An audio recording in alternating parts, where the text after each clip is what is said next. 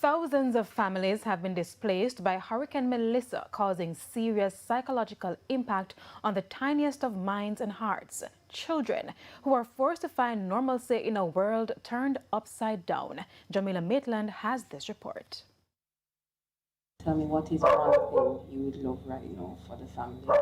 Just go somewhere, go relax for one day. Just like one little trip.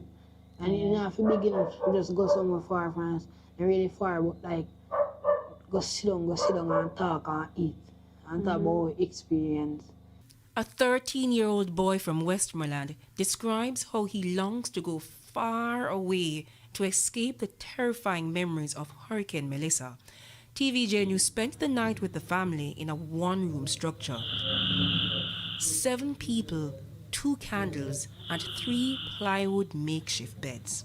You see it over this, and I say, then this I can't hold for 3 hours.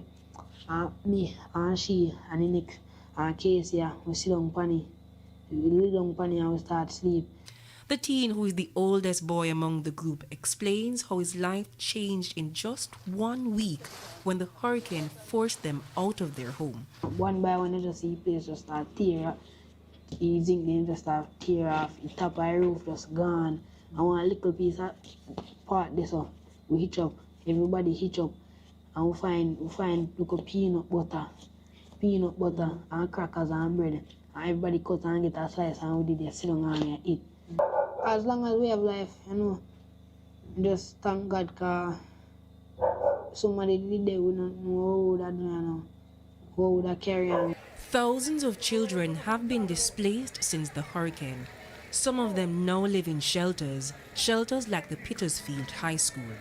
When my mother's roof was gone, I was shocked. My cousin was crying.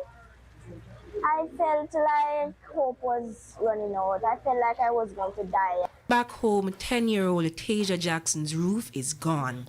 Her praying grandmother, however, says now God can see and hear them clearly.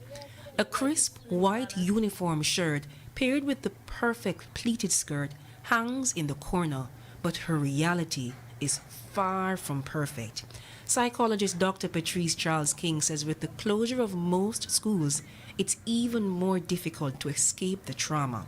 Give them something to do if you can to occupy their time so that they're not scrolling and seeing all of the devastation on social media.